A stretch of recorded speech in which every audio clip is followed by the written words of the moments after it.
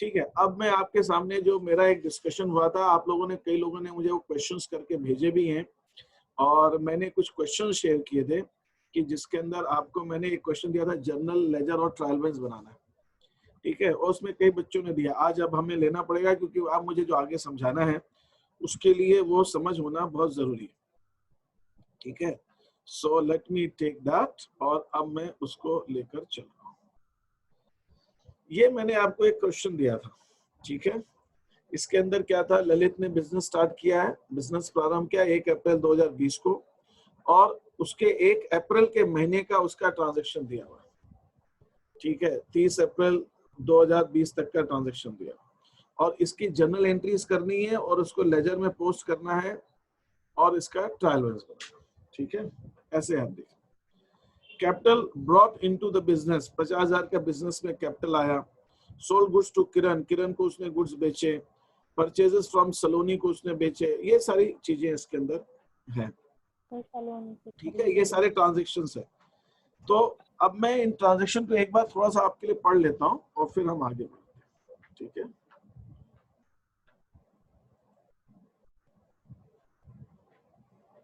अच्छा, ओके, एक सेकेंड, ये तो प्रॉब्लम हो गई है, मेरा ये चल नहीं रहा है सर, रिकॉर्ड नहीं हो रहा है। हाँ, अब कर दे। देखिए, इसमें पहला ट्रांजैक्शन ये है कि हमने बिजनेस स्टार्ट किया, बिजनेस प्रारंभ किया, ठीक है, 50,000 रुपए से। फिर किरण को गुड्स बेचे, सलोनी से गुड्स खरीदा, पॉल को गुड्स कैश में बेचा, संजय से गुड्स खरीदे, भाड़ा दिया, कैश रिसीव हुआ किरण से, सैलरी दी, लोन दिया गणेश को, कैश में गुड्स बेचा और रेंट दिया, किराया चुका। इसके आपने इन ट्रांजैक्शन के आपने रोज नामचा बनाया, तो जर्नल एंट्री बनाई। इस जर्नल एंट्री को फिर हम लेजर में पोस्ट करते हैं और लेजर में पोस्ट करने के बाद हम इसका ट्रायल बैलेंस बनाते हैं। यहां तक किसी को कोई डाउट हो, कोई संशय हो किसी चीज पे, कोई क्वेश्चन हो तो पूछ लीजिए, क्योंकि अब हम इसके आगे की जब बात करें तो आपको क्लियर होना चाहिए। किसी को डाउट हो कि साहब ये इसकी ट्रांजैक्शंस कैसे होंगे, इसकी लेजर पोस्टिंग कैसे करेंगे, ये किसी को कुछ पूछना है? सर आपने टोटल नहीं निकाला क्या जनरल? हाँ, जर्नल का वो टोटल नहीं निकाला मैंने, वो बिल्कुल वो निकाल सकते हो, टोटल बस ये चेक करता है कि दोनों साइड बराबर है, गलती तो कुछ नहीं है, वो यस सर, मेरे को लगा कि नहीं, वो टोटल निकालने से रह गया मेरे से। हाँ जी, और बताइए, कोई कुछ कह रहा था? इसमें कोई क्वेश्चन हो तो पूछ लीजिए, फिर मैं आगे बढ़ता हूँ, क्योंकि हम आगे बढ़ेंगे। Sir 1,03,500 total. 1,03,500 आ रहा है, ओके। सर, जो गणेश को लोन दिया है सर, वो ट्रायल बैलेंस में डेबिट साइड क्यों आ रहा है? बेटा, हमने गणेश को लोन दिया है कि हमने गणेश से लोन लिया, ये बताओ। सर, गणेश हमने दिया है ना गणेश को लोन। जी सर। तो गणेश का लोन तो डेबिट होगा और कैश क्रेडिट होगा। ठीक है, एक बार समझ लीजिए, एक बार सारी एंट्री दिखा दूं? जी सर। ठीक है, आप सारी एंट्रीज देख लीजिए, कोई डाउट हो उसको पूछिएगा, फिर हम आगे बढ़ते हैं। एक एक चीज समझ के करना बेटा अपने को। Cash capital brought into business, business में कैपिटल लगाए तो cash account debit to capital, ठीक है, ये हो गया। फिर sold goods to Kiran, Kiran को गुड्स बेचा तो Kiran account debit to sales, Kiran को डेबिट और सेल्स को क्रेडिट, विक्रय खाता क्रेडिट हो जाएगा। फिर उसके बाद परचेजेस फ्रॉम सलोनी, सलोनी से खरीदा, ये तो दिया नहीं कि कैश में खरीदा, नाम दिया हुआ है तो हम क्रेडिट में मानेंगे, क्रेडिट में खरीदा तो इसकी एंट्री होगी परचेज अकाउंट डेबिट। वाला समझ में नहीं आ रहा है। कौन सा? ये बिजनेस स्टार्टेड बाय इन्वेस्टिंग, कैसे? ये नरेशन है बेटा, नरेशन। ये उसका विवरण है कि ये हमने क्या किया बिजनेस। ये जनरल एंट्री के नीचे हम नरेशन लिखते हैं ना, ये वो है कि बिजनेस यस है ना। सर इसे कैसे लिखते हैं बता दीजिए बेटा। ये जो होता है ना, जो ट्रांजैक्शन होता है हमारा, हम उसी ट्रांजैक्शन को करीब करीब वही चीज ट्रांजैक्शन को हम नरेशन के अंदर लिखते हैं। ये ऐसा क्यों लिखते हैं? कॉपी कर देते हैं, कॉपी कर लेते हैं, या थोड़ा बहुत आप चाहो तो चेंज कर सकते हो। ऐसा हम क्यों करते हैं कि मान लो मैं ये जर्नल को, रोज नामचे को 2 साल बाद देखूं तो मुझे ये जर्नल सारे ट्रांजैक्शन कुछ ऐसे होते हैं जर्नल एंट्रीज, वो जर्नल एंट्री देख के मुझे समझ में नहीं आएगा कि लेन देन क्या था, ट्रांजेक्शन क्या था। लेकिन नरेशन से मुझे कभी भी मैं पढ़ूंगा तो मुझे समझ में आ जाएगा। जैसे कुछ ट्रांजेक्शन तो समझ में आ जाते हैं, जैसे फ्रेट टू कैश, ये तो समझ में आ जाएगा। लेकिन अगर मैं ये भी जानना चाहता हूँ कि भाड़ा मैंने किसको दिया, मैं 4 कंपनियों से माल मंगवाता हूँ, मेरे पास बॉम्बे से, दिल्ली से, मद्रास से, चेन्नई, वो उधर कलकत्ता से, 4 जगह से सामान आता है और वो 4 अलग अलग ट्रांसपोर्ट कंपनी है। तो यहाँ मैं जब भाड़ा देता हूँ तो ट्रांसपोर्ट कंपनी का नाम तो नहीं लिखता हूँ, मैं तो भाड़ा खाते को डेबिट करता हूँ, फ्रेट को डेबिट करता हूँ। लेकिन मैं बाद में जानना चाहता हूँ भाड़ा दिया किसको था, तो मैं अगर ऐसा कुछ है तो मैं यहाँ ट्रांजेक्शन में उसको लिख सकता हूँ, paid freight in cash to Jaipur golden transport, मैं लिख सकता हूँ। तो मुझे ये नरेशन देख के जब भी मैं देखूंगा तो ये मुझे समझ में आ जाएगा ट्रांजेक्शन क्या था। तो ये नरेशन जो होता है कई बार बहुत मदद करता है हमें ट्रांजेक्शन को पूरा समझने में। ठीक है, ये एक नेक्स्ट पेज में जा रहा है ट्रांजेक्शन, इसलिए मैं हटा रहा हूँ, मैंने बहुत ब्रीफ में लिखा है। लेकिन कुछ लोग बिजनेस में पूरा डिटेल ट्रांजेक्शन लिखते हैं कि कभी इनकम टैक्स वाले पूछें क्या इसकी डिटेल दो या हमें दो, तो हम नरेशन देख के समझ जाएंगे अच्छा क्या ट्रांजेक्शन, हमें याद भी आ जाएगा। इतने ट्रांजेक्शन याद भी नहीं रहते कि बिजनेस में क्या क्या हुआ। अब जैसे यहाँ पे हमने कैश में गुड्स बेचा, अब किसको बेचा है तो लिखा नहीं, लेकिन अगर मैं चाहूं तो मैं नरेशन में लिख सकता हूँ किसको हमने बेचा। तो नरेशन का बहुत मदद होती है उस ट्रांजेक्शन को बाद में ट्रेस करने की, है ना, हमें समझने के लिए कि हमने क्या किया था। अब जैसे यहाँ पे देखो, यहाँ पे मैंने लिखा है, यहाँ पे हमने सैलरी दी, वेतन दिया सुरेश को, तो हमारा ट्रांजेक्शन क्या पड़ा, सैलरी टू कैश।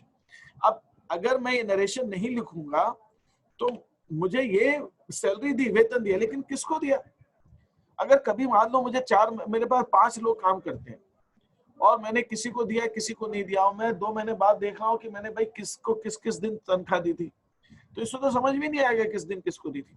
तो अगर मैं नरेशन लिखा है मैंने, ठीक है, तो नरेशन से मुझे मालूम पड़ जाए अच्छा ये सुरेश को दी थी, ये इसको दी थी, ये किसको दी थी।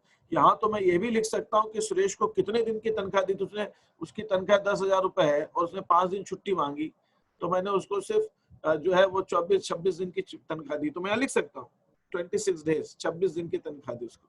तो ये नरेशन का रियल लाइफ में बहुत यूज है वास्तव में। हम सर हम लोग इंग्लिश वाला कॉपी कर देते हैं। इंग्लिश वाला, हाँ वो तो ठीक है। देखिए अभी तो आप लोग समझ लेते हैं कि इसको आप कॉपी कर लेते हैं, लेकिन जब आप बिजनेस करते हैं या कहीं जॉब करते हैं या आप जब सीए करते हैं, कुछ करते हैं, तो उसके अंदर ये नरेशन जो है बहुत इंपॉर्टेंट है। इसके अंदर लोग चेक देते हैं तो चेक का नंबर लिखते हैं। अगर मान लो मैंने किसी को या इसको मैंने चेक दिया हो, बैंक से पेमेंट किया, तो चेक दिया होगा ना, सुरेश बाय या वाइड ऐसे कुछ लिखा जाता है, cheque number by cheque number. हम चेक भी लिख सकते हैं कि कौन सा चेक नंबर दिया, तो हमको बाद में चेक करने में आसानी रहती है। ठीक है, तो ये एक विवरण होता है ट्रांजैक्शन। और अभी के लिए आपको जो क्वेश्चन में दिया हुआ है ट्रांजैक्शन, आप उसी को थोड़ा बहुत बदल के या करीब वैसा ही आप नरेशन लिख सकते हो अभी। लेकिन मैंने आपको इसका महत्व बताया कि इसका बहुत महत्व है बिजनेस में। ठीक है, अभी तो कई बार क्या होता है हम क्वेश्चन कर रहे होते हैं, नरेशन नहीं भी लिखते हैं, हमारे पास टाइम कम होता है प्रैक्टिस करने, वो सब चलता है, वो कोई दिक्कत नहीं। लेकिन आपको मालूम होना चाहिए नरेशन कैसे लिखना है और क्यों लिखना है और क्यों लिखा जाता है, ये आपको मालूम होना चाहिए। वो अलग बात है कि अभी आप लिखो या नहीं लिखो, वो चलता है, वो कोई इशू। ठीक है, ये बात समझ में आ गई आपको बेटा नरेशन की जो क्वेश्चन था? Yes sir. तो ये हुआ, हमने अभी ट्रांजैक्शन क्या देखा, हमने परचेज किया सलोनी से, तो हमारी एंट्री होगी purchase account debit to Saloni. ठीक है, फिर अब हम आगे चलते हैं। Sold goods to Paul, Paul को गुड्स बेचे कैश में। अब कैश में जब बेचते हैं तो पॉल का नाम तो एंट्री में आता नहीं है, तो हम तो एंट्री क्या करते हैं, cash account debit to sales, है ना। तो यहाँ पे अब देखिए, जैसे यहाँ पे सोल्ड गुड्स फॉर कैश, मैं चाहूँ तो यहाँ लिख सकता हूँ टू पॉल, तो ये यहाँ पे एंट्री आ गई cash account debit to sales. फिर उसके बाद क्या है, bought goods from Sanjay, Sanjay से हमने गुड्स खरीदे, तो हम यहाँ लिखते हैं purchase account debit to Sanjay, हमने संजय से गुड्स खरीदे। फिर हमारा पास दूसरा ट्रांजेक्शन है पेड फ्रेट, हमने फ्रेट चुकाया भाड़ा, तो इसकी एंट्री होगी freight account debit to cash. फिर कैश रिसीव्ड, किरण से हमने कैश मिला अपने, तो cash account debit to Kiran, है ना, cash received from Kiran. Paid salaries to Suresh, salaries दी सुरेश, तो salaries account debit to cash, हमने सुरेश को सैलरी, ठीक है। फिर उसके बाद loan given to Ganesh, Ganesh को लोन दिया, Ganesh loan account debit to cash, Ganesh loan account debit to cash दे सकते। कैश सेल्स, कैश में हमने जब गुड्स बेचते हैं तो cash account debit to sales.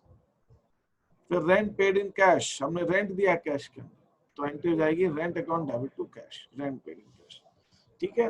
तो अभी इसके अंदर एंट्रीज में जो मैंने जनरल एंट्री की, इसमें किसी को कोई डाउट है क्या? ठीक, कोई डाउट नहीं। सर लोन हमारा रियल अकाउंट होगा, पर्सनल अकाउंट के नॉमिनल।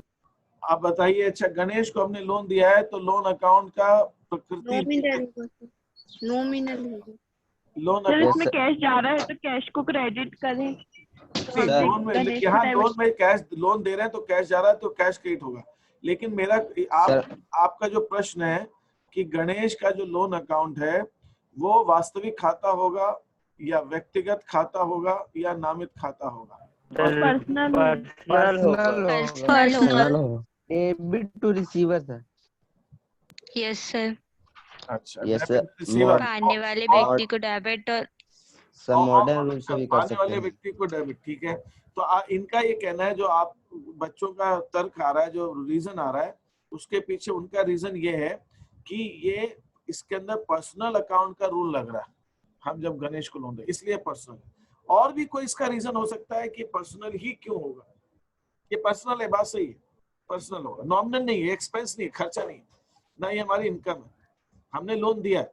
लेकिन और भी कोई रीजन है कि पर्सनल क्यों होगा? अच्छा, एक चीज बताइए, अगर हमने रमेश से लोन लिया है ना, गणेश को लोन दिया और हमने गीता से लोन लिया, जो भी है, मैं यहाँ पे एक ट्रांजेक्शन एंटर कर रहा हूँ, हमने लोन लिया है,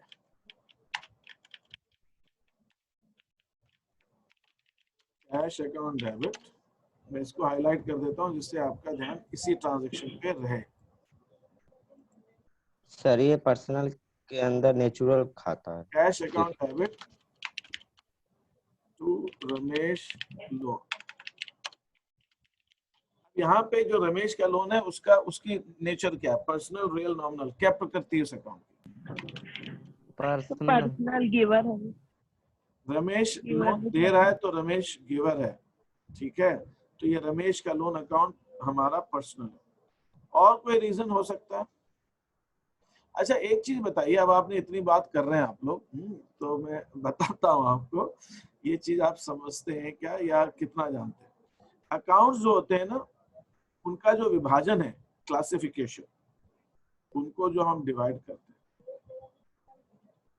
वो दो ढंग से डिवाइड होता है। एक ट्रेडिशनल अप्रोच कहते हैं, मतलब प्राचीन पद्धति कहते हैं। एक मॉडर्न एक मॉडर्न अप्रोच होता है, आधुनिक पद्धति। ट्रेडिशनल अप्रोच में तीन तरह के अकाउंट होते हैं, real personal nominal real, personal और नॉन। पर्सनल भी तीन होते हैं, नेचुरल, आर्टिफिशियल। और पर्सनल भी तीन होते हैं, ठीक है। नेचुरल जो नाम होते हैं वास्तविक, आर्टिफिशियल और रिप्रेजेंटेटिव। Yes sir. ठीक है। अब आप बताइए कि मॉडर्न पद्धति में कितने अकाउंट होते हैं?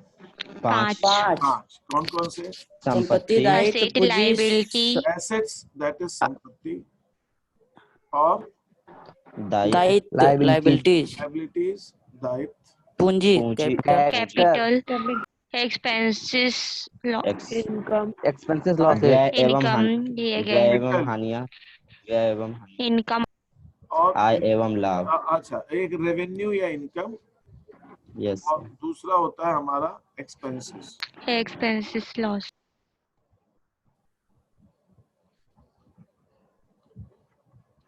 अब इन 5 अकाउंट्स में और इन 3 अकाउंट्स में कोई कनेक्शन है क्या आपस में? Yes sir. Yes sir. बताइए क्या कनेक्शन है? सर नॉमिनल अकाउंट में आ जाते हैं रेवेन्यू, इनकम एंड एक्सपेंसेस जब हम नॉमिनल अकाउंट की बात करते हैं तो रेवेन्यू और एक्सपेंसेस आते हैं, बिल्कुल सही। और सर फिर उसके बाद पर्सनल में कैपिटल आ जाएगा। लायबिलिटीज और कैपिटल हमेशा हमेशा पर्सनल। पर्सनल रियल में एसेट्स आती हैं। असेट्स, अगर यस हमने सर। किसी को लोन, हमने किसी से लोन लिया है तो वो हमारा दायित्व है, लायबिलिटी है, लायबिलिटी। पर्सनल अकाउंट ही होगा। कोई भी लायबिलिटी होगी वो हमेशा पर्सनल ही होता है। कभी भी लायबिलिटी अकाउंट कोई भी रियल नहीं हो सकता, नॉमिनल नहीं हो सकता। हमेशा लायबिलिटी अकाउंट पर्सनल ही होगा, इसका कोई अपवाद नहीं है, कोई एक्सेप्शन। सारी लायबिलिटीज पर्सनल। और कैपिटल तो किसी का होता ही है, तो कैपिटल तो पर्सनल होता है। लेकिन जो एसेट्स होती है वो पर्सनल होती है और रियल भी होती है। एसेट्स दोनों होती है, पर्सनल भी होंगी और रियल भी होंगी। अब एसेट्स के केस के अंदर क्या होता है? एसेट्स इंक्रीज को डेबिट, डिक्रीज को क्रेडिट। एसेट्स दो तरह की होती है। एसेट्स एक होती है लैंड हो गई, बिल्डिंग हो गई, है ना, जमीन है, भवन है, स्टॉक है, कैश है। और दूसरी एसेट्स कौन सी होती है? बैंक है, डेटर है, जिससे हमें हमको पैसा लेना, ठीक है, यस सर। जो एंड लेनदार है। फिर प्रीपेड एक्सपेंसेस, जो हमने एक्सपेंसेस एडवांस में दे दिया, अग्रिम खर्च, व्यय, yes cash sir. In hand, prepaid expenses, prepaid expense. और ये कैश ऊपर आ गया, कैश ऊपर। तो ये वाली जो एसेट्स होती है, जो लैंड, बिल्डिंग, जो जो जो किसी को, किसी चीज को रिप्रेजेंट करती है, ये सारी रियल होती है। रियल होती है। और जो किसी व्यक्ति को, संस्था को रिप्रेजेंट करती है, वो पर्सनल। पर्सनल। बैंक पर्सनल होता है, बैंक संस्था है, artificial personal account. Yes sir. Liability पे फॉर्म है जाएगी। क्योंकि वो एक संस्था का नाम। तो एसेट जो हो सकती है वो पर्सनल भी हो सकती है और एसेट भी हो सकती है। एसेट दोनों हो सकती है। तो ये आपको ध्यान रखना है कि एसेट जो होती है वो हमारी पर्सनल भी हो सकती है और वो रियल भी हो सकती है, ठीक है, ये चीज।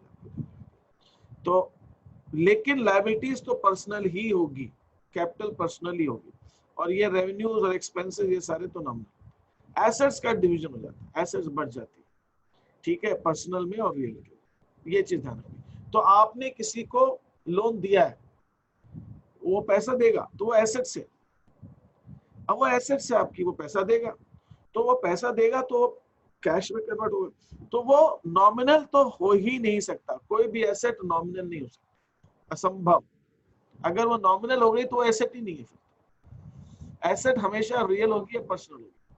अब अगर किसी का नाम है, किसी संस्था का नाम है किसी का, तो वो पर्सनल हो गई।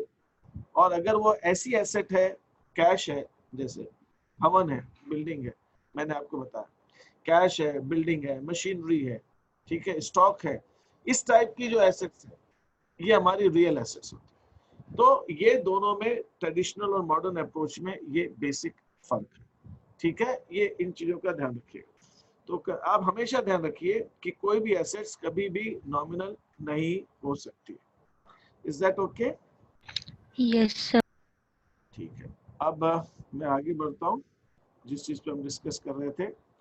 तो ये मैंने आपको ये चीज हटा देता हूँ। तो हमने कैश, हमने लोन लिया रमेश से हमने जब लोन लिया है तो ये रमेश का जो लोन है ये हमारी लायबिलिटी है। लायबिलिटी है तो ये पर्सनल है। कैश एसेट है। ये एसेट कौन सी है? रियल है। ये ठीक है। ये तो अब ठीक है, अब हमने जनरल एंट्रीज देख ली। जनरल एंट्रीज में और कोई चीज आपको डिस्कस करनी है? ठीक है। अब मैं आ रहा हूं आपके पास इसके अंदर, क्या कहते हैं, लेजर के। अब लेजर के अंदर आप बताइए, लेजर के अंदर किसी को कुछ समझ नहीं। लेजर के अंदर हमने कैसे पोस्टिंग की? पहले में कैश है, ये देखिए पहले ट्रांजेक्शन में कैश अकाउंट डेबिट हुआ है, कैपिटल क्रेडिट हुआ। तो कैश अकाउंट के डेबिट में मैं लिखूंगा टू कैपिटल, और कैपिटल अकाउंट के क्रेडिट में मैं लिखूंगा बाय कैश। तो कैपिटल अकाउंट क्रेडिट हुआ है तो कैपिटल के क्रेडिट में आएगा, cash account Yes, sir. Cash. Is that okay? Yes, sir. Okay. Yes sir. दूसरी चीज हमारी एंट्री है Kiran account debit to sales. Kiran account debit to sales, Kiran debit हो रहा है और सेल्स क्रेडिट हो रहा है। Kiran account debit to sales, तो किरण अकाउंट के डेबिट के अंदर हम लिखेंगे टू सेल्स और सेल्स अकाउंट के क्रेडिट में लिखेंगे बाय किरण। ठीक है, तो इस ढंग से हम लेजर पोस्टिंग कर देंगे। तो लेजर पोस्टिंग को मैं एक एक करके चेक करूं कि आगे बढ़े हम? जैसा बोलिए। आगे बढ़िए सर सर। आगे बढ़े। सर आगे बढ़। अब देखिए, अब उसके बाद जब हम ये बना लेते हैं, ठीक है, ओके ओके ओके ओके, ठीक है ठीक है हरिओम, ठीक है। तो अब हमें क्या कर रहा हूँ, ये हमने लेजर बनाया, लेजर बनाने के बाद में मैं ये तलपट बना रहा हूँ, ट्रायल बैलेंस बना रहा हूँ, ये ट्रायल बैलेंस बना रहा हूँ। अब जब हम ट्रायल बैलेंस बनाते हैं तो इसके अंदर क्या देख रहे हैं हम, ये ट्रायल बैलेंस हमने बनाया, तो ट्रायल बैलेंस में कैश का डेबिट बैलेंस, कैपिटल का क्रेडिट बैलेंस है। ठीक है, तो मैं क्या करता हूँ, जिसका डेबिट बैलेंस, कैश का डेबिट बैलेंस, कैश का डेबिट बैलेंस है ना, तो जब हम ट्रायल बैलेंस बनाते हैं तो जिन जिन का डेबिट बैलेंस है वो डेबिट में लिख देते हैं और जिन जिन का क्रेडिट बैलेंस है वो हम credit. Is that okay? Okay, sir. यहाँ तक तो प्रॉब्लम तो नहीं किसी को? No, sir. No sir. जैसे ये टैली नहीं हुआ तो सस्पेंस अकाउंट क्रिएट कर देंगे, लेकिन ऐसे में अपनी गलती भी हो सकती है ऊपर। हाँ, बिल्कुल। सस्पेंस अकाउंट तो थोड़ी टाइम समय के लिए होता है, हमसे नहीं मिल रहा है तो हमने सस्पेंस कर दिया, लेकिन जब बाद में हम गलतियां ढूंढेंगे, गलतियां तो हमें बाद में ढूंढनी पड़ेगी ना, गलती तो हमें बाद में ढूंढनी पड़ेगी। अभी के लिए हम सस्पेंस में डाल दें, अभी के लिए, लेकिन बाद थोड़े समय के लिए, थोड़े समय के लिए गलती जब तक नहीं। अब जो मुझे समझाना है आपको वही समझाना है कि ये ट्रायल बैलेंस से मैं ट्रेडिंग अकाउंट बनाऊंगा। ट्रेडिंग अकाउंट, इसके अंदर कोई ओपनिंग स्टॉक तो है नहीं, यहाँ मैंने क्लोजिंग स्टॉक भी नहीं दिया, तो उसको आप स्टॉक को तो थोड़ी देर के लिए भूल जाइए। ट्रेडिंग अकाउंट के अंदर मैं यहाँ सबसे पहले ओपनिंग स्टॉक अगर नहीं है तो यहाँ परचेजेस लिखता हूँ, क्रय खाता। परचेजेस कितनी है हमारी? 12,000, तो ये 12,000। ठीक है, हम ऐसे लिखते हैं। By sales. फिर इसके बाद क्रेडिट साइड में मैं यहाँ लिखूंगा sales, by sales. By sales. तो सेल्स है हमारी 22,500, ये मैंने सेल्स लिख दिया। ठीक है, तो ये सेल्स है, कुछ नहीं है उसमें। ठीक है, तो यहाँ तक ये आ गया। फिर उसके बाद में और तो डायरेक्ट एक्सपेंसेस है, फ्रेट। फ्रेट हमारा डायरेक्ट एक्सपेंस, तो यहाँ मैं लिखूंगा टू फ्रेट। फ्रेट कितना? 300, ये फ्रेट है। ठीक है, अब मैं क्या करूंगा, डेबिट क्रेडिट साइड का टोटल लेता हूँ यहाँ पे 22,500, और ये टोटल भी यहाँ लिखता हूँ 22,500, और ये जो डिफरेंस है, ये डिफरेंस जो है वो मेरा ग्रॉस प्रॉफिट हो जाता है, सकल लाभ। तो मैं यहाँ लिखता हूँ टू ग्रॉस प्रॉफिट। ठीक है, तो ये मेरा कितना हो गया? 10,200। ये हो गया हमारा 10,200। ऐसे निकाल। इसके अंदर किसी को कोई डाउट है तो पूछिए मेरे से। No, sir. अब मैं आपसे जो बात कहने जा रहा हूँ वो बात सिर्फ इतनी है कि ये करने के बाद में P&L अकाउंट बनाऊंगा, तो ये जो ग्रॉस प्रॉफिट डेबिट साइड में लिखा हुआ है, ये ग्रॉस प्रॉफिट यहाँ ट्रांसफर, बाय ग्रॉस। तो मैं यहाँ लिखूंगा by gross profit, that is 10,200।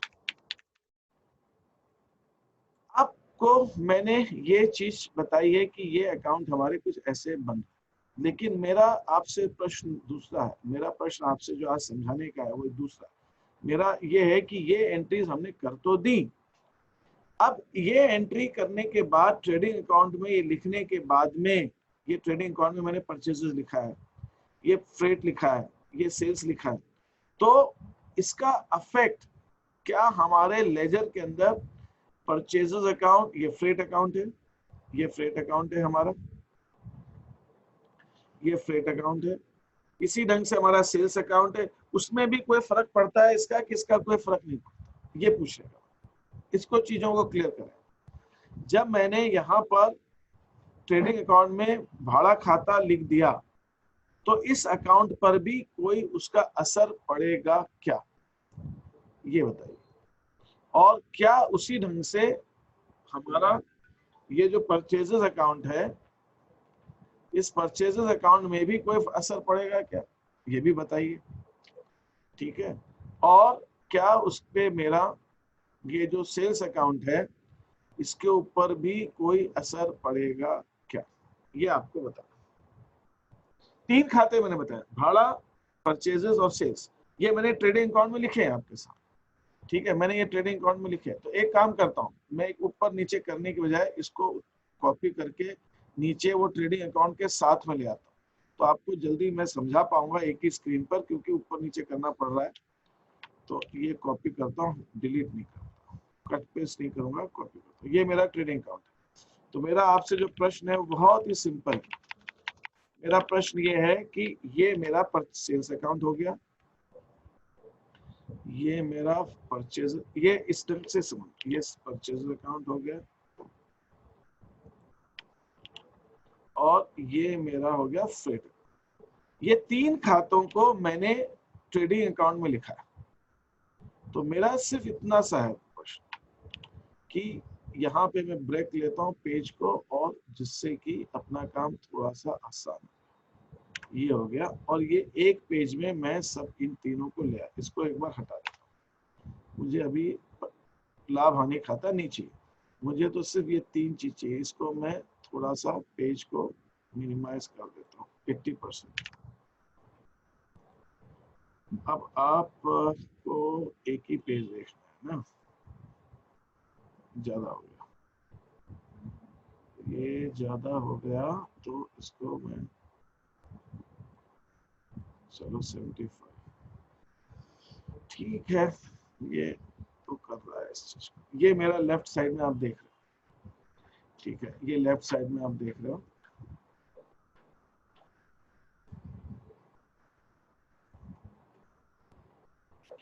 Actually जो चीज चाह रहा हूँ वो रुक ही नहीं रही है।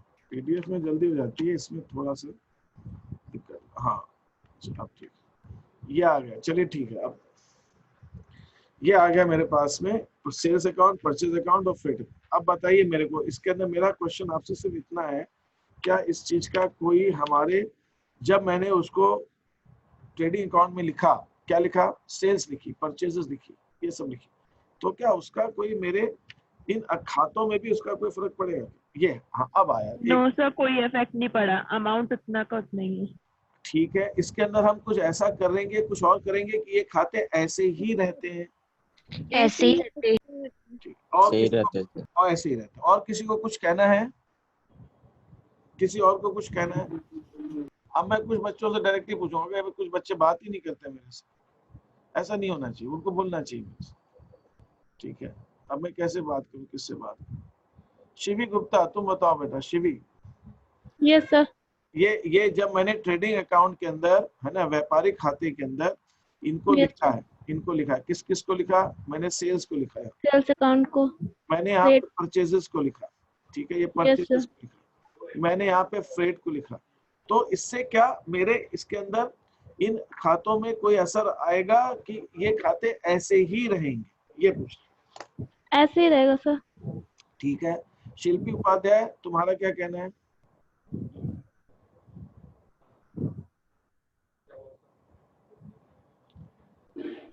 शिल्पी कुछ कहेगी, नहीं कहेगी? सामली, तुम भी कुछ कहोगी? रोमान, सामली, हाँ कुछ लोगों ने मैसेज, चलो सर माइक से आवाज, ओके ठीक है। शिल्पी तुम चैट में बोलो ना, बताओ ये ऐसे ही रहेंगे कि इसमें कुछ चेंज पड़ेगा? वैभव, विशाल, विजय, सर ऐसा ही रहेगा। देखिए बेटा क्या होता है, अच्छा ठीक, क्या होता है, यही चीज मैं आपको समझाना चाह रहा था, जिस चीज को आपको ध्यान देना है। इसका मतलब क्या हुआ, आप समझिए इस चीज को, बहुत बहुत गहराई समझिएगा। ये चीज बहुत इंपॉर्टेंट है, और ये नहीं पढ़ाते हैं टीचर्स। क्यों नहीं पढ़ाते हैं, मुझे बहुत अफसोस है। ठीक है, ये जो सेल्स अकाउंट का टोटल है 22,500, ये आपने ट्रेडिंग अकाउंट में लिखा, इसका मतलब पता है क्या हुआ? इसका मतलब ये हुआ कि सेल्स अकाउंट के टोटल को आपने ट्रेडिंग अकाउंट में ट्रांसफर कर दिया। ट्रांसफर कर दिया मतलब हस्तांतरण कर दिया। इसका मतलब क्या हुआ? इसका मतलब ये हुआ कि सेल्स अकाउंट में अब बैलेंस नहीं बचेगा। सेल्स अकाउंट में बैलेंस नहीं बचेगा। क्यों? Yes, sir. क्योंकि जो सेल्स अकाउंट का बैलेंस था वो तो ट्रेडिंग अकाउंट में चला गया।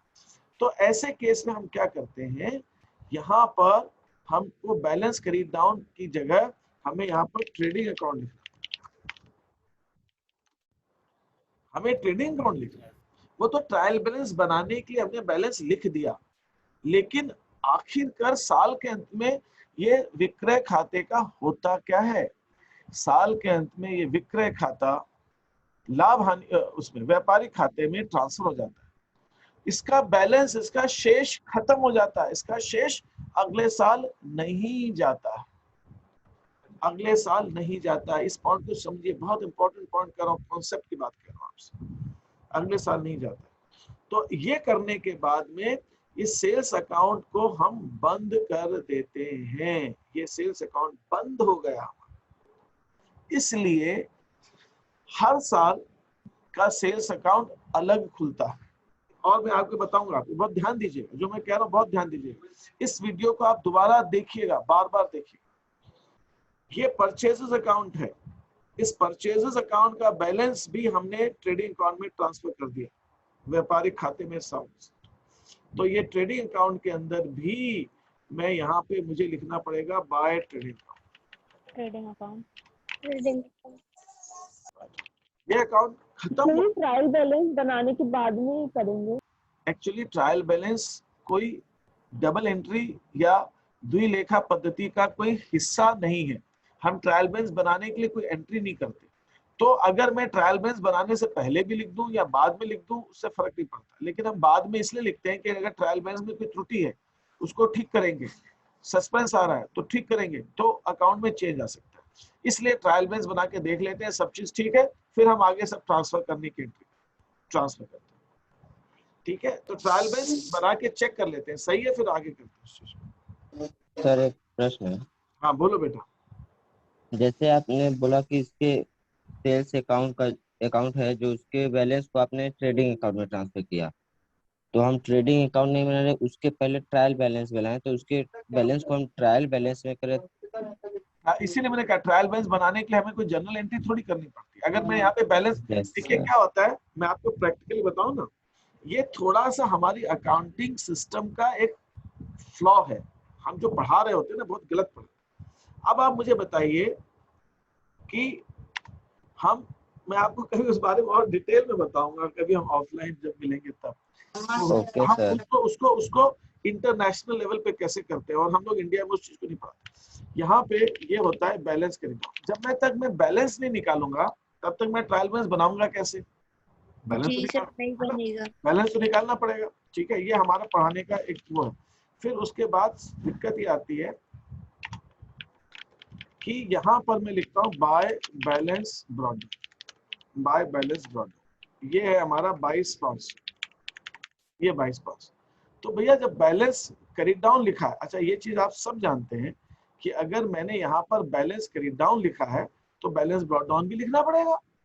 Yes sir. किसी भी अकाउंट में करीब डाउन लिखो तो मैं बैलेंस ब्रॉड डाउन किधर कब लाऊं? अगर मैं इसको 1 मई को ले आता हूँ तो इसका मतलब ये अकाउंट बंद कहाँ हुआ?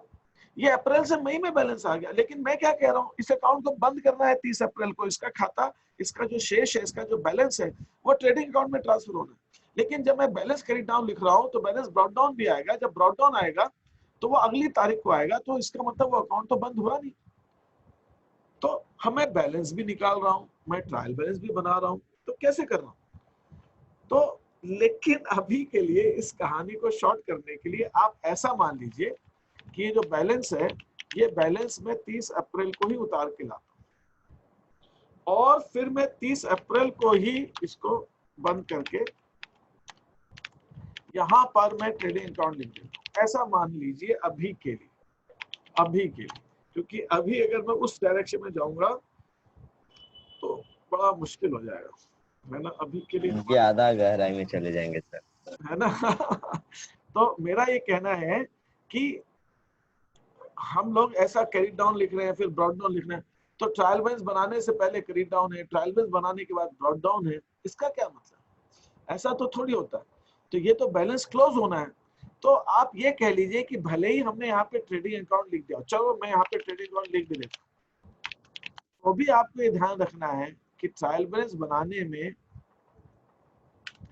ये जो है हमारा, ठीक है, ये जो है हमारा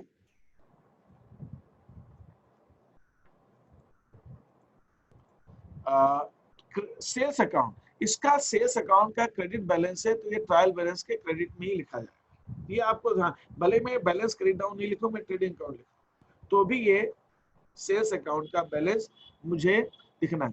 कुछ लोग ऐसा कह सकते हैं कि भाई ऐसा है कि यहाँ पे बैलेंस क्रेडिट डाउन लिख दो पहले, फिर बाद में यहाँ पे ब्रैकेट में ट्रेडिंग अकाउंट लिख दो, ये ट्रेडिंग अकाउंट में चला गया, ये बैलेंस खत्म हो गया, ठीक है, कह देते हैं, ठीक है। बाकी ये हमारे मैं ये कहूंगा कि हमारे पढ़ाने में ये एक त्रुटि है, एक एरर है, हम थोड़ा सा बच्चों को गलत पढ़ा रहे हैं, लेकिन वो क्या है उसके बारे में हम बाद में बात करेंगे कभी और। सर हाँ सर, मतलब अब से हम बैलेंस क्रेडिट डाउन ही इसमें ट्रेडिंग अकाउंट ही लिखेंगे? आपको ट्रेडिंग अकाउंट ही लिखना है, आपको बैलेंस क्रेडिट डाउन नहीं लिखना है, क्योंकि इसका बैलेंस क्रेडिट डाउन अगले साल ट्रांसफर नहीं होता है, नहीं होता है वो ट्रेडिंग। सर हाँ बोलिए।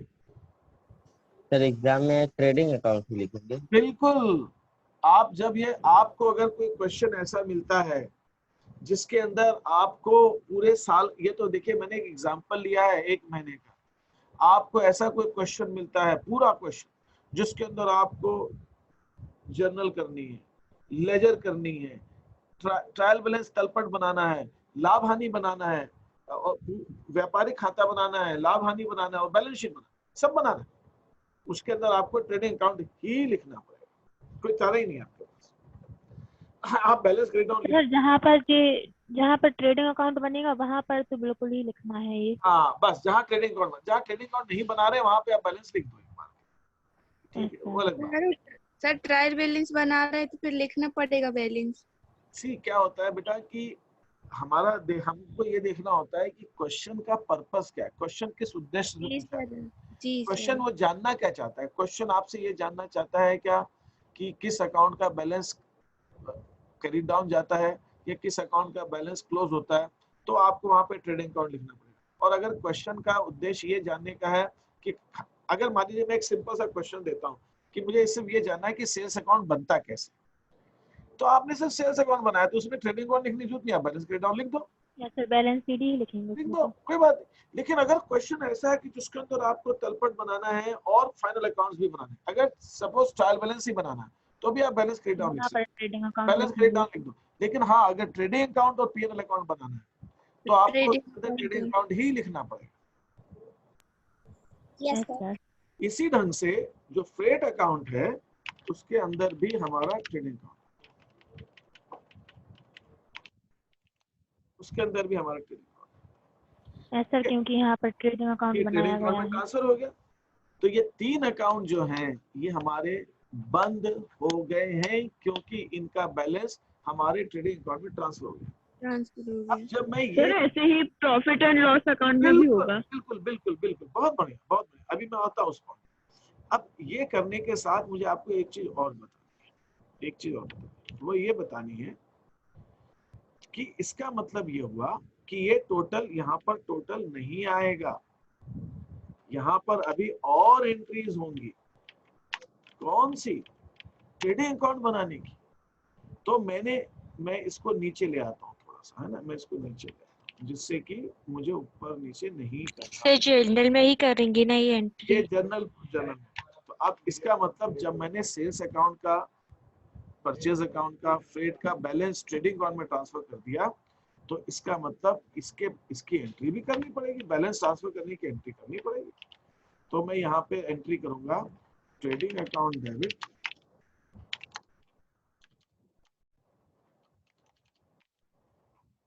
Trading account debit to purchases.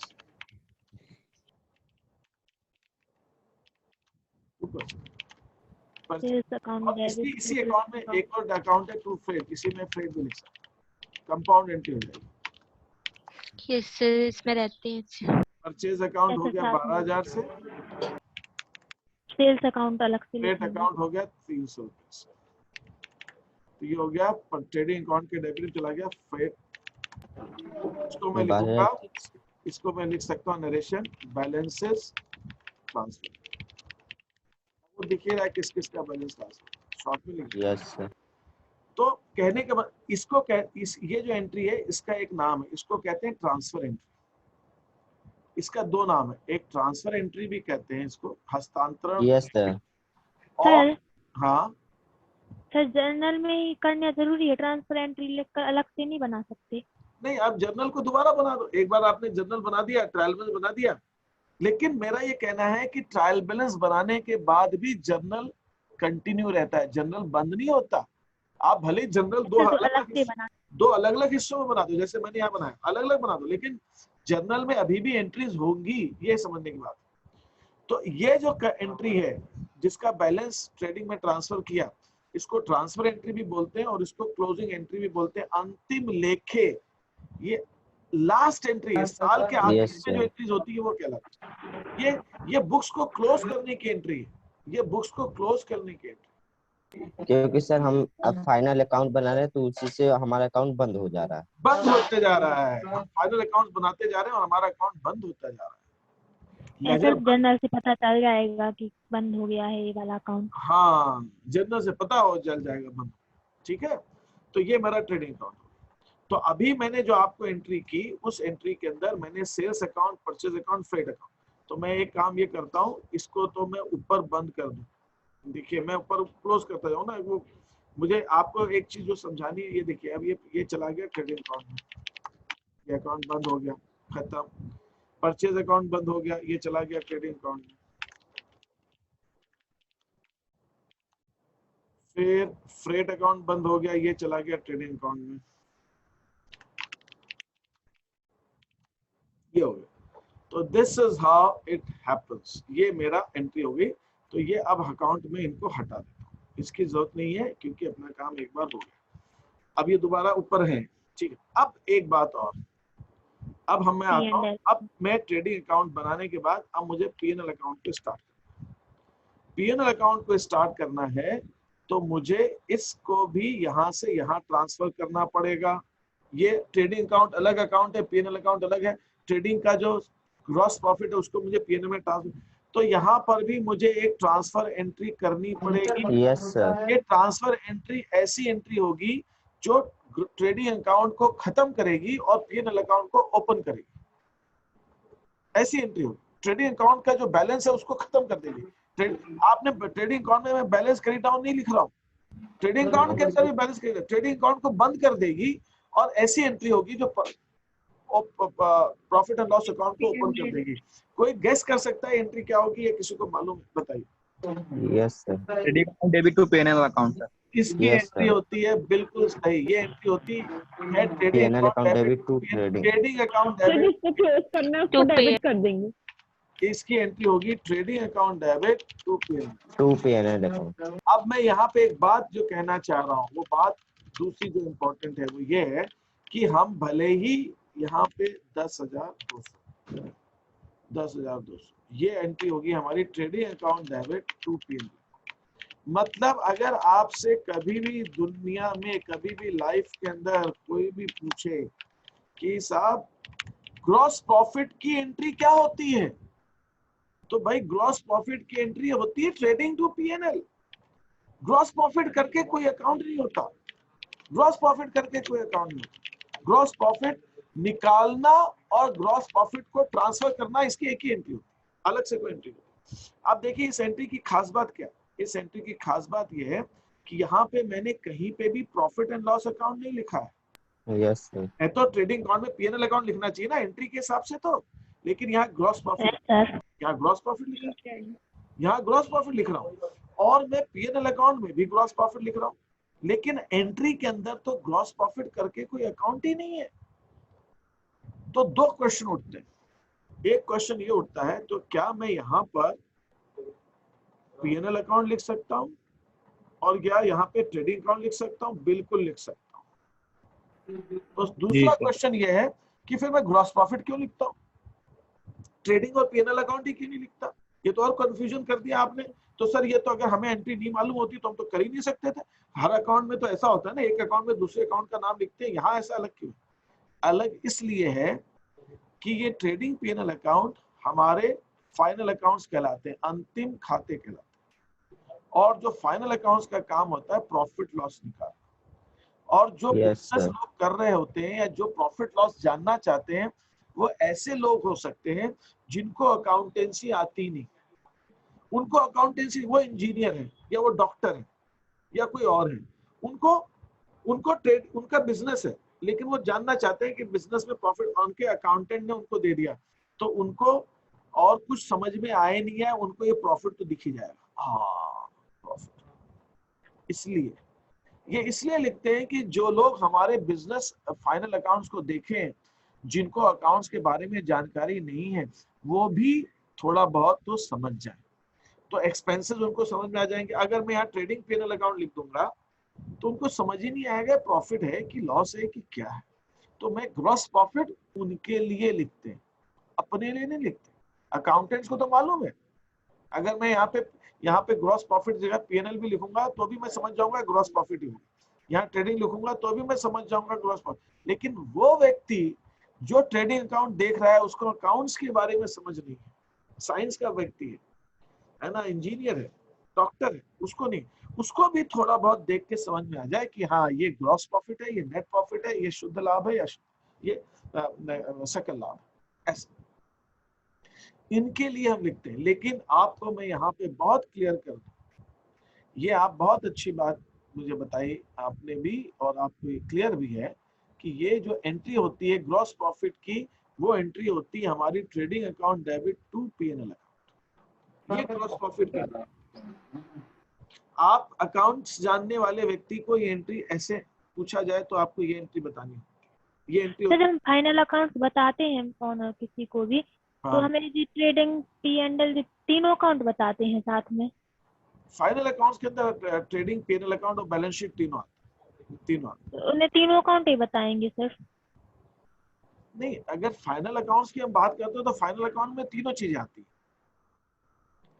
तुम्हारा क्वेश्चन किसी को देना है, हाँ सर जैसे हमें अपने ओनर को दिखाना है हाँ, तो तीनों दिखाना पड़ेगा,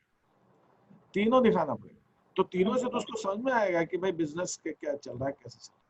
वो उसको सेल्स कैसे मालूम पड़ेगी, सेल्स तो ट्रेडिंग अकाउंट से मालूम पड़ेगी, बिजनेस कितना बढ़ा, प्रॉफिट कितना बढ़ गया है, और ये कितना हुआ, डायरेक्ट खर्चे कितने हुए और इनडायरेक्ट खर्चे कितने, इनडायरेक्ट मतलब जो खरीदने में खर्चे हुए और जो माल को बेचने में खर्चे हुए, और बिजनेस की संपत्ति क्या है, बिजनेस का दायित्व क्या है, वो सब मालूम पड़ेगा। तो अगर आपको किसी को फाइनल अकाउंट्स बताना है तो आपको तीनों ही बताना पड़ेगा। आप किसी बैंक में लोन के लिए अप्लाई करते हैं, बैंक कहता है फाइनल अकाउंट्स बताइए आप, तो वो तीनों ही मांगेगा आपसे, ठीक है।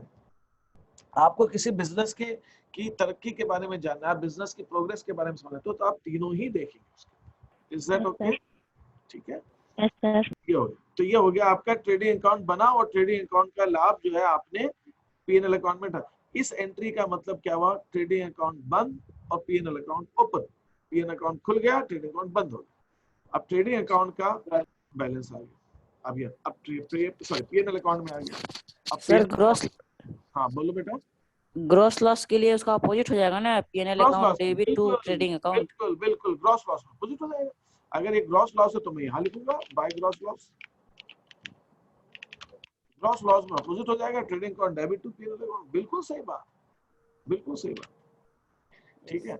अब मैं आता हूँ P&L अकाउंट के कौन से, P&L अकाउंट में क्या क्या आएगा, एक तो सैलरीज आएगा और एक रेंट आएगा, बस दो ही चीज। तो ये रेंट है और ये सैलरीज, तो इन दोनों अकाउंट को मैं एक बार नीचे ले जाता हूँ,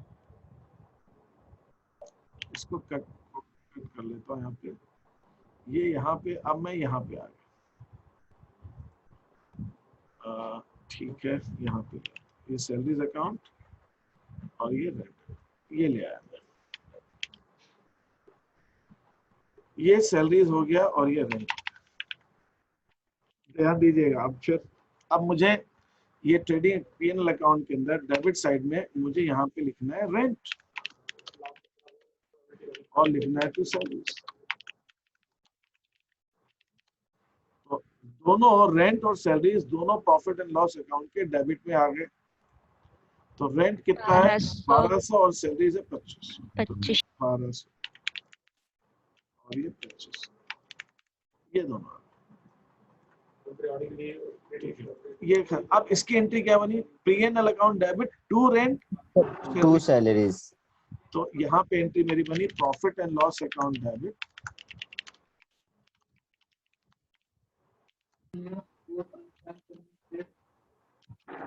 sir transfer entry proper journal में भी लिखते हैं ना? ये प्रॉपर जर्नल तो हुआ भाई, जब हम सब्सिडरी बुक बनाते हैं तो इसी को तो प्रॉपर जर्नल कहते हैं। Yes sir. और अगर हम प्रॉपर जर्नल बना रहे हैं तो ट्रांसफर एंट्री उसी में लिखी जाएगी। बिल्कुल सही।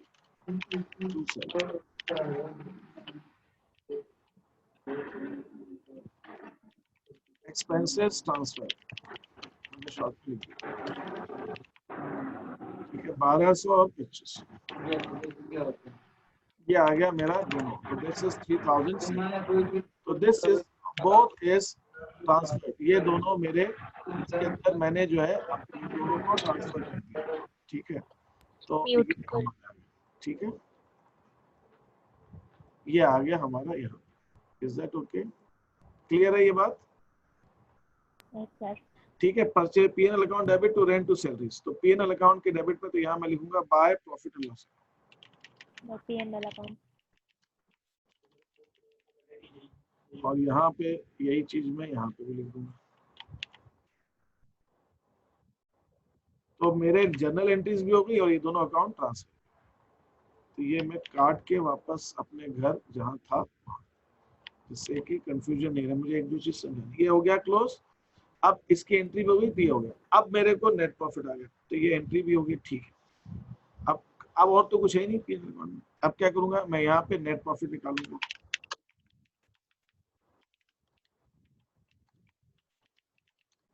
यहाँ नेट प्रॉफिट जब मैं यहाँ निकालूंगा तो ये है जो हमारा ये 10,200 हो गया। ये 10,200 तो ये हो गया 10,200। तो ये 10,200 and then this happens to be 9,000 में 25 चला गया तो 6,500।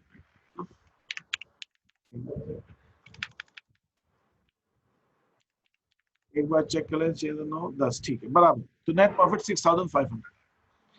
अब मुझे इस नेट प्रॉफिट की कोई एंट्री बता सकता है? क्या एंट्री होगी नेट प्रॉफिट की? Net profit account debit to capital account.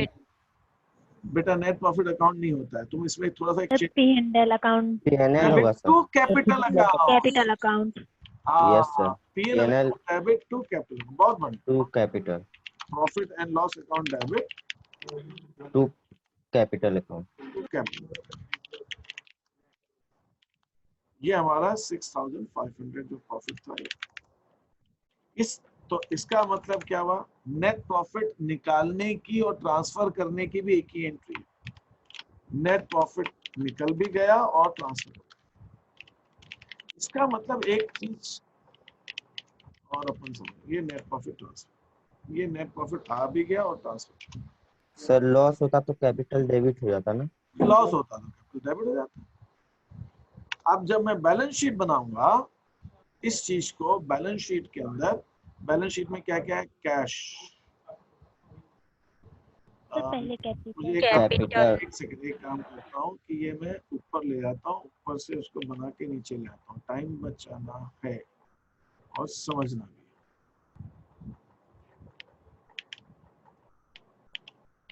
ये बैलेंस शीट तो यहाँ पे ओके करके लेके आते हैं। कैश, कैश कितना है? 51,500। यहाँ पे आ गई कैपिटल। कैपिटल में तो अभी प्रॉफिट ऐड होगा तो मैं 50,000 yes sir. Add 6,500। Add 6,500 net profit.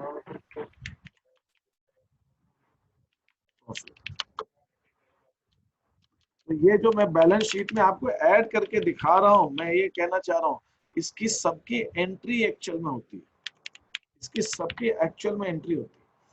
फिर किरण का डेबिट बैलेंस है तो किरण एसेट्स में 70। फिर सेल्स क्लोज हो गया, परचेजेस क्लोज हो गया। सलोनी का क्रेडिट बैलेंस है तो Saloni liability. Liability side. Sanjay वी 2000। का भी क्रेडिट बैलेंस है, संजय का क्रेडिट बैलेंस है 2000। सैलरीज अकाउंट बंद हो गया। गणेश का लोन का डेबिट, गणेश लोन डेबिट आशीष। साइड। गणेश लोन 10,000। और फिर रेंट अकाउंट बंद हो गया। तो अब ये सब बंद हो गए अकाउंट। देखिए इसीलिए आपको समझना है कि जो जो अकाउंट बंद हो गए ट्रेडिंग में पीएनएल में चले गए वो बैलेंस शीट में नहीं आते। तो यस सर। उन सब में बैलेंस क्रेडिट डाउन लिखा ही नहीं है। और अभी हम देखेंगे कि जो भी अकाउंट्स बैलेंस शीट में आते हैं सिर्फ और सिर्फ उन्हीं अकाउंट्स में बैलेंस क्रेडिट डाउन आता है बस। क्यों? क्योंकि उन्हीं में बैलेंस है, बाकी तो सारे अकाउंट बंद हो गए, सारे अकाउंट बंद हो गए। और ये हमारा ये टोटल आ गया, तो ये हमारा close, this is,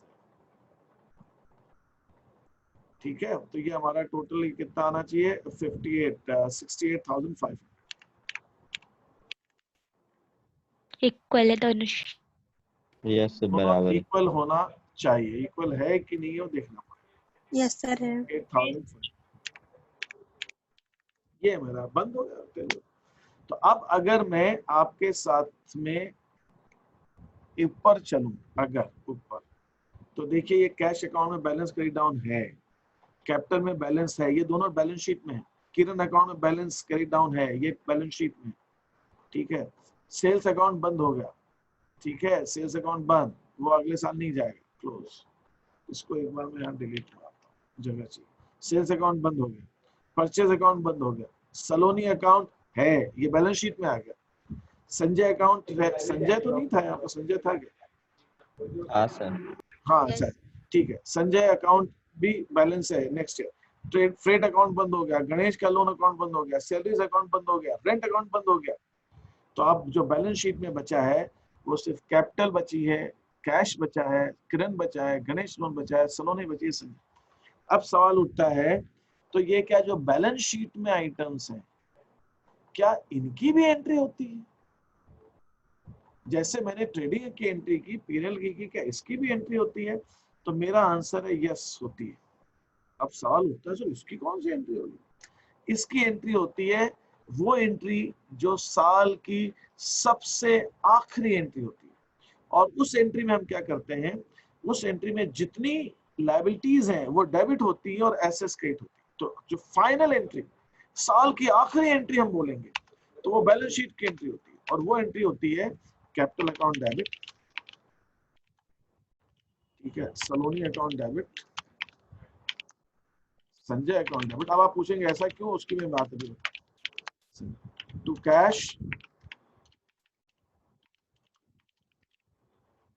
to Ganesh loan. Ganesh loan,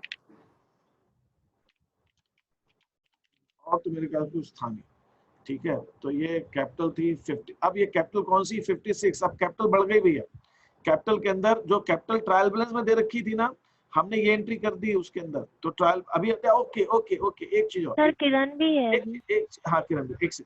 अब कैपिटल अकाउंट के अंदर आपने एक एंट्री की है, तो कैपिटल अकाउंट में भी एक एंट्री और होगी। यहाँ पे आपने नेट प्रॉफिट जोड़ा है इसके अंदर, इंसर्ट अबव, तो यहाँ पर एक एंट्री होगी। अभी कैपिटल अकाउंट में आपने एंट्री की है, सॉरी कैपिटल अकाउंट के क्रेडिट में एंट्री आएगी ना, वो तो यहाँ आएगी। Profit and loss account debit to capital, तो कैपिटल अकाउंट क्रेडिट हुआ, तो कैपिटल अकाउंट के क्रेडिट में भी एक एंट्री ये होगी आपकी, ठीक है। ये कैपिटल अकाउंट के क्रेडिट में एंट्री होगी। आप यहाँ लिखोगे बाय अकाउंट,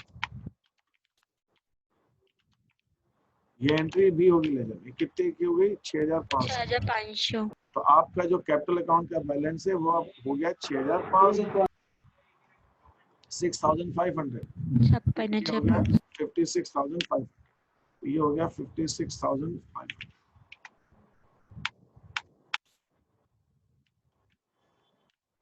और इसके अंदर आप ये देखेंगे जो बैलेंस है कैपिटल अकाउंट का 56,500 हो गया, ठीक है। ये अगले साल जो बैलेंस आएगा 56,500, तो जो मैं क्लोजिंग एंट्री फाइनल एंट्री हो रहा तो उसके अंदर कैपिटल अकाउंट को डेबिट करूंगा 56,500 से, क्योंकि कैपिटल अकाउंट के अंदर जो बैलेंस है 56,500, जो सलोनी के अंदर बैलेंस है वो 10,000, ठीक है। संजय के अंदर जो बैलेंस है वो 2,000, कैश के अंदर जो बैलेंस है वो 51,500, फिर किरण के अंदर है 7,000 और गणेश है 10,000, ठीक है। गणेश है 10,000 और किरण के अंदर है 10,000।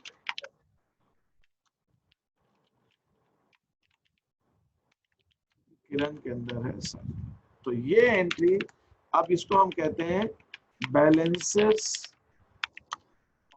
Assets liabilities and capital transfer. ये एंट्री हो गई, मतलब बैलेंस शीट बन गई। और ये इसके अंदर खास बात क्या है, ये फाइनल क्लोजिंग एंट्री है बैलेंस शीट की, इसके अंदर लायबिलिटीज कैपिटल डेबिट हो रहा है और एसेट्स क्रेडिट हो रहा है। अब सवाल उठता है ऐसा क्यों?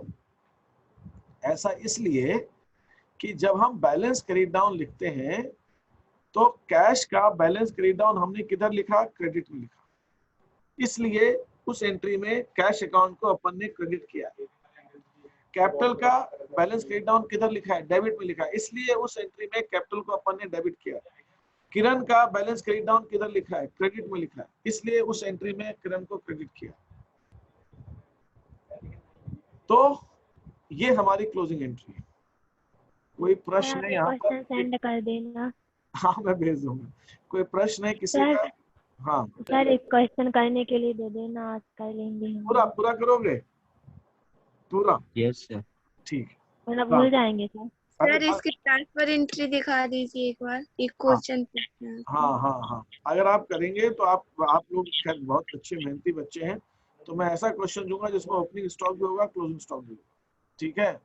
और फिर उसको करके देखते हैं। चलिए एक पहले सिंपल सा देंगे बिना उसके, फिर उसके। हाँ, इसकी आपने एंट्री पूछी ना, तो एंट्री जैसा आपने करवाया है वैसे ही। अच्छा ठीक है, वैसे ये है हमारी ये एंट्री, ये हमारी क्लोजिंग एंट्री है।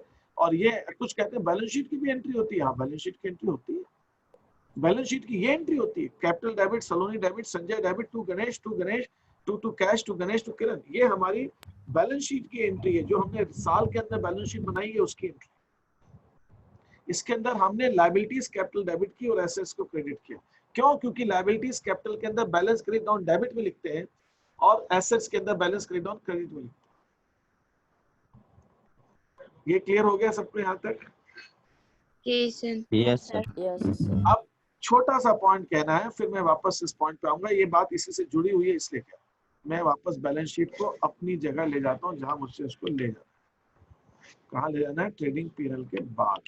अब क्या होता है, जब मेरा नया साल स्टार्ट होगा, मेरा नया साल जब स्टार्ट होगा तो उस समय की जो बैलेंस शीट होती है इसको हम कहते हैं साल की क्लोजिंग बैलेंस शीट। क्लोजिंग, ये साल को बंद करने के लिए अंतिम जो बैलेंस शीट है। अगले साल क्या होगा? आज बच्चे बहुत घटर जा रहे हैं, भाग रहे हैं, क्या बात है? आज ये है, आज सिर्फ 27 स्टूडेंट्स लेफ्ट। पता नहीं। आज ये नेक्स्ट ईयर के लिए ये ओपनिंग बैलेंस शीट कहलाएगी। ये नेक्स्ट ईयर के लिए ओपनिंग बैलेंस शीट कहलाएगी और इसको हम कहेंगे, ये बैलेंस शीट बनेगी एज ऑन, अप्रैल के बाद आएगी 1 मई। तो मैं यहाँ लिखूंगा 1 मई 22 और 1 मई। तो जो बैलेंस शीट क्लोजिंग होती है उस वही हमारी वैसी ओपनिंग होती है। तो जो ये क्लोजिंग के अंदर हमने 50, ओपनिंग में ज्यादा प्रॉफिट मत जोड़ो। ओपनिंग के अंदर आप ये प्रॉफिट अलग से मत जोड़ के दिखाओ। क्यों? क्योंकि वो तो हमने लास्ट ईयर जोड़ दिया है, वो लास्ट ईयर जोड़ना।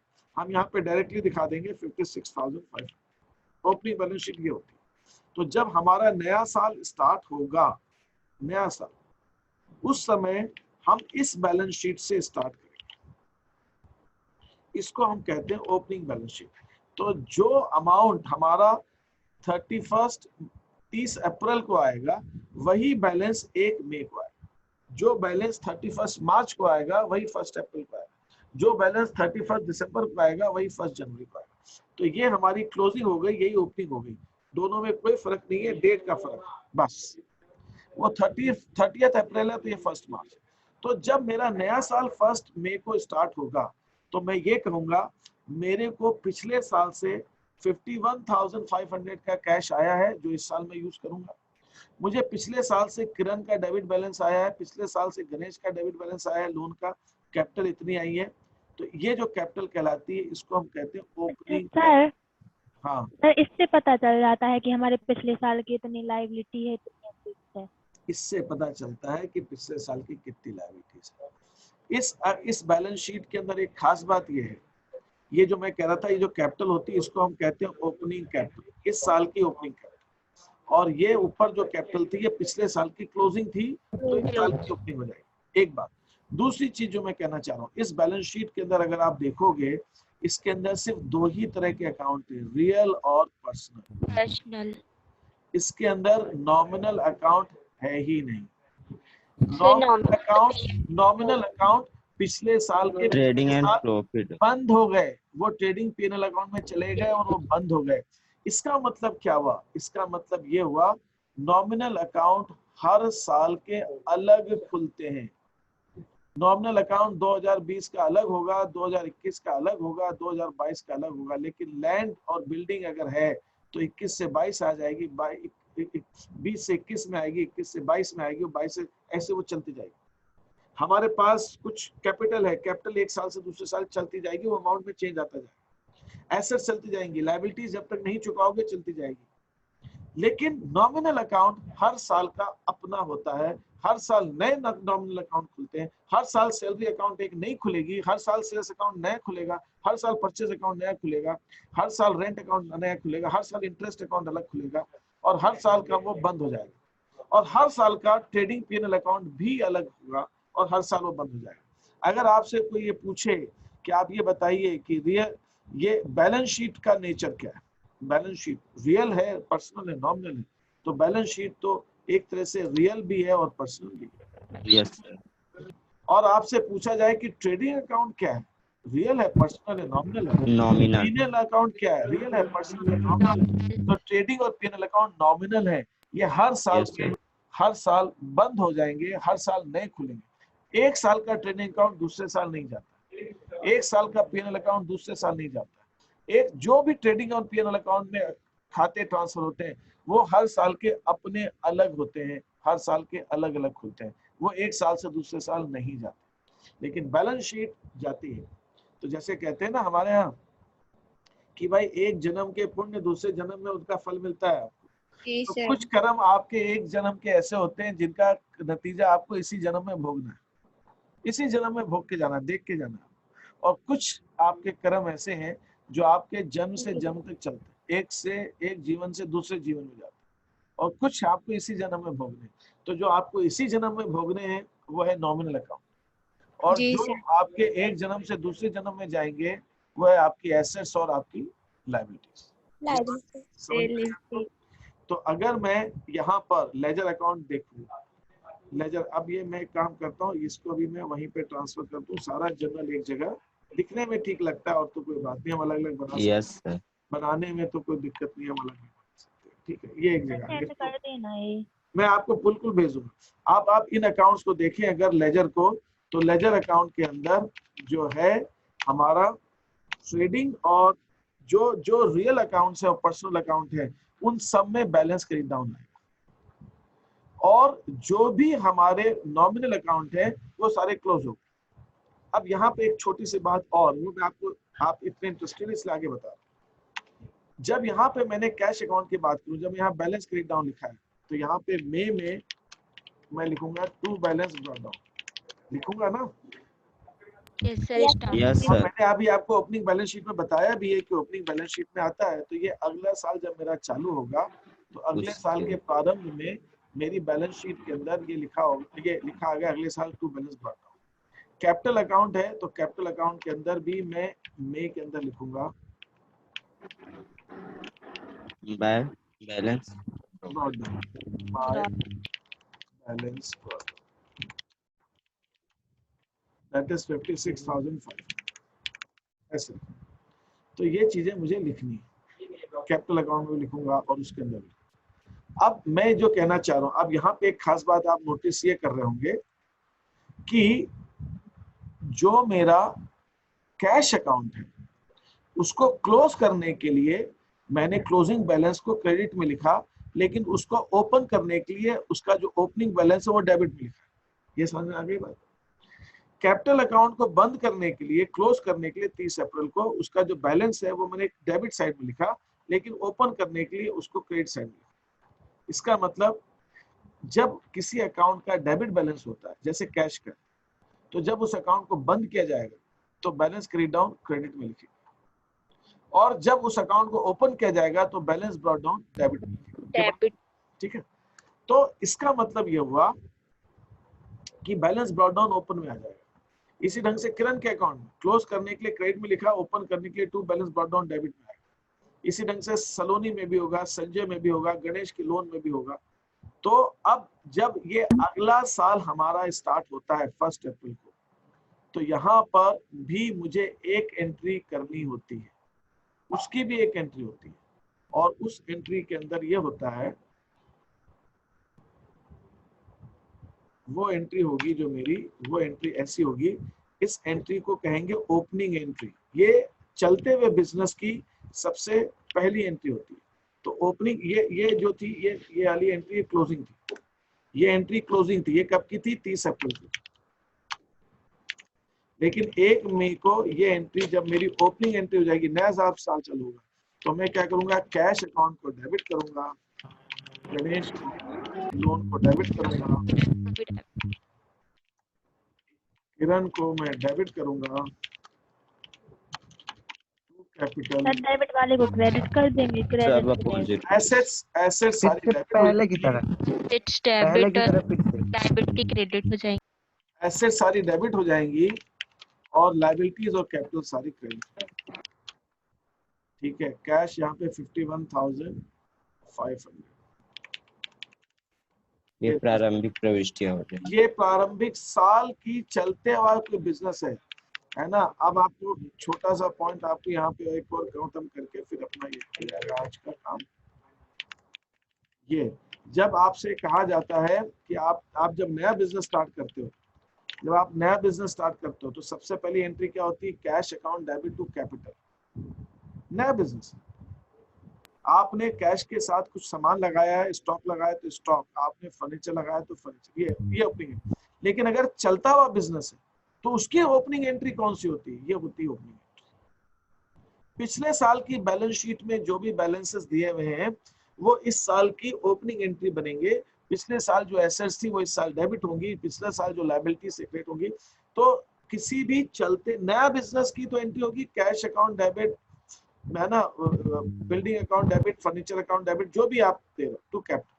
लेकिन अगर वो चलता हुआ बिजनेस है तो उसकी हमेशा एंट्री ये होती है, और फर्स्ट एंट्री, साल की सबसे पहली एंट्री। और इस एंट्री का मतलब क्या होता है? इस एंट्री का सीधा सा मतलब ये होता है कि इसके अंदर जो भी अकाउंट्स दिए हुए, जैसे कैश अकाउंट दिया,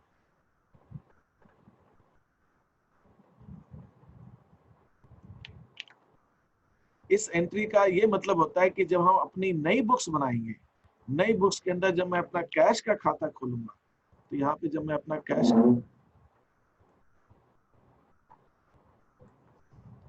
नई बुक्स जब बनाएंगे और जब मैं यहाँ पे अपना कैश, इसको तो हटाओ, जब मैं नई बुक्स बनाऊंगा अपना और ये एंट्री खत्म, अब मेरा नया साल स्टार्ट हो गया। तो जब मैं इस साल ये सारे अकाउंट में बनाऊंगा, एक कैश अकाउंट ओपन करूंगा और कैश अकाउंट के अंदर यहाँ पे मैं लिखूंगा May 1 और यहाँ लिखूंगा टू बैलेंस ब्रॉट डाउन, उससे मेरा और यहाँ पे लिखूंगा 51,500, उससे मेरा नया साल स्टार्ट हो जाएगा। अब इस एंट्री से मेरा नया साल स्टार्ट हो, नए साल की कहानी सारी यहाँ से चालू हो जाएगी। सर फिर यही एकदम चलता रहेगा, इसके आगे चालू हो जाएगा। तो आपसे और इसी ढंग से ये जितने अकाउंट है सब खुलेंगे। ये जितने डेबिट वाले हैं इनके डेबिट में लिखेंगे to balance brought down, cash में गणेश क्लोन किरण में, और कैपिटल वालों के क्रेडिट में लिखेंगे बाय बैलेंस ब्रॉट डाउन। तो जो बैलेंस ब्रॉट डाउन है इसकी अगर कोई एंट्री होती है तो ये एंट्री होती है, लेकिन ये एक अकाउंट से नहीं हो सकती, इसके अंदर सारे अकाउंट चाहिए जिनका बैलेंस है, क्योंकि तभी जाके डेबिट क्रेडिट का जो टोटल है वो मैच करेगा। तो इसको कहते हैं ओपनिंग एंट्री। और ओपनिंग एंट्री साल की पहली एंट्री, और इसकी जब लेजर पोस्टिंग बोली जाए कि भाई ओपनिंग एंट्री की लेजर पोस्टिंग करो, तो ओपनिंग एंट्री की लेजर पोस्टिंग होती है जो अकाउंट डेबिट है उसके डेबिट में टू बैलेंस ब्रॉट डाउन, और इसी ढंग से जो जो अकाउंट हमारे क्रेडिट हैं उनके क्रेडिट के अंदर by balance brought down, by balance brought down. तो आपको अगर ओपनिंग एंट्री को पोस्ट करने को बोले कि आप ओपनिंग एंट्री कीजिए और उसकी लेजर पोस्टिंग दिखाइए, तो लेजर पोस्टिंग ओपनिंग एंट्री की ऐसे होगी। तो आप ये सारी चीजें जो हैं जो आपने यहाँ पे लिखी हैं, अब ये थोड़ा सा आपको ये मुझे बस ये एक चीज जरूरी थी जो मुझे लग रहा था कि आप लोगों को मालूम होनी चाहिए, तो मुझे यहाँ से तो यहाँ पे मैं लिखूंगा बाय बैलेंस, जो कैपिटल अकाउंट उसका क्रेडिट, और यहां से मेरा नया साल स्टार्ट हो जाएगा। ये नया साल स्टार्ट होगा, तो ये ओपनिंग एंट्री की हम दूसरे साइड कुछ नहीं लिखा जाएगा। वो तो अब जैसे एंट्री ट्रांजैक्शन होंगे वैसे लिखेंगे। ये तो पहली एंट्री, तो बैलेंस लेके आए पिछले साल, अब जो ट्रांजैक्शन होंगे लेन देन होंगे वो लिखेंगे अपन, सर लिखते जाएंगे। अब जैसे लेन देन होते जाएंगे वो लिखते जाएंगे। लेकिन ओपनिंग एंट्री का तो सिर्फ बैलेंस ब्रॉट डाउन करके लिखते हैं। लेकिन खास कहने की बात क्या है, जब ओपनिंग एंट्री का बैलेंस लिखते हैं तो कैश के अंदर बैलेंस ब्रॉट डाउन लिखेंगे, कैपिटल के अंदर बैलेंस ब्रॉट डाउन, इसके अंदर जो अकाउंट क्रेडिट में वो नाम नहीं लिखते, बैलेंस ब्रॉट डाउन लिखते, और क्लोजिंग एंट्री में बैलेंस क्रेडिट डाउन लिखते। ठीक है, जो मैंने अभी आपको क्लोजिंग एंट्री बताई ऊपर, उसका इसका जब लेजर में पोस्टिंग करते हैं तो उसको बैलेंस क्रेडिट डाउन लिखते हैं। ये जो मैंने आपको बैलेंस क्रेडिट डाउन, तो ये जो आपको एंट्री यहाँ पे दी थी ये वाली एंट्री क्लोजिंग एंट्री। इस क्लोजिंग एक वर्ष में ओपनिंग एंट्री और क्लोजिंग एंट्री दोनों होती नहीं, हाँ, साल के शुरू में ओपनिंग होगी, साल के अंत में क्लोजिंग होगी। क्लोजिंग एंट्री होने के बाद ये वाली एंट्री इस साल हो जाने के बाद, अब इस साल और ये जो एंट्री हाईलाइट की है, इस साल ये एंट्री हो जाने के बाद इस साल और कोई दूसरी एंट्री नहीं होगी। Is that okay? इस साल अब और कोई एंट्री नहीं होगी। अब अगले साल यही एंट्री ओपनिंग एंट्री बन जाएगी, एसेट्स डेबिट हो जाएंगे, लायबिलिटीज क्रेडिट हो जाएगी और कैपिटल क्रेडिट हो जाएगा। अगले साल यही ओपनिंग एंट्री बन जाएगी। Is that okay? यस, ये इतना समझ में आया आपको? सर जैसे यदि हम अपने से क्वेश्चन करेंगे जो आप भेजेंगे, तो उसमें हम जनरल एंट्री करेंगे, लेजर करेंगे, फिर ट्रायल बैलेंस बनाएंगे, फिर बैलेंस शीट यदि बनाने के बाद यदि हमको कुछ आया कि इसको हमको लेजर में करना चाहिए था, तो फिर हमको कैसे करेंगे सर? नहीं, उस केस में आप ट्रायल बैलेंस बनाओगे और फिर ट्रायल बैलेंस बनाने के बाद में आप वो trading PNL account balance sheet बना दो। लेकिन फिर भी आप ये लेजर के अंदर देखिए, दो अलग अलग बुक्स हैं। वो तो एक अलग बात है कि आप जब नोटबुक में करते हैं तो आप एक के बाद एक ही किताब में कर रहे होते हैं। बिजनेस में क्या होता है, जिस लेजर के अंदर लेजर बुक अलग होती है और जिसके अंदर हम ट्रेडिंग पेनल अकाउंट बनाते हैं, बैलेंस शीट, वो तो अलग कागज बनाएंगे। तो मैं लेजर के अंदर एंट्रीज भी कर सकता हूँ और अलग बना भी सकता हूँ। आपके लिए दिक्कत आएगी क्योंकि आप एक ही कॉपी में कर, यही है ना प्रॉब्लम। रियल लाइफ में तो प्रॉब्लम नहीं है ना, रियल लाइफ में तो प्रॉब्लम नहीं, क्योंकि दोनों किताबें अलग अलग है, जर्नल अलग है, लेजर अलग है, और जब हम फाइनल अकाउंट्स बना रहे हो तो अलग कागज में बना रहे हैं, किसी और उसमें बना रहे हैं। जर्नल तो हम लेजर किसी किताब में बनाते नहीं है, फाइनल अकाउंट्स वो तो हम अलग पेपर में बना सकते हैं। Is that okay? तो अगर मैं रियल लाइफ में देखूं तो जब मैं ट्रेडिंग पेनल अकाउंट बना रहा हूं तो उसकी एंट्री में जनरल प्रॉपर में जनरल में कर सकता हूँ। जो बैलेंस शीट अलग बना रहा हूँ उसकी एंट्री में जनरल में भी कर सकता हूँ, लेजर में भी कर सकता हूँ, बैलेंस क्रेडिट डाउन करके, है ना? यस। आपको जब करना है तो आपके लिए दिक्कत हो सकती है, सर हम उसका सीक्वेंस क्या रखें, उसका क्रम क्या हो।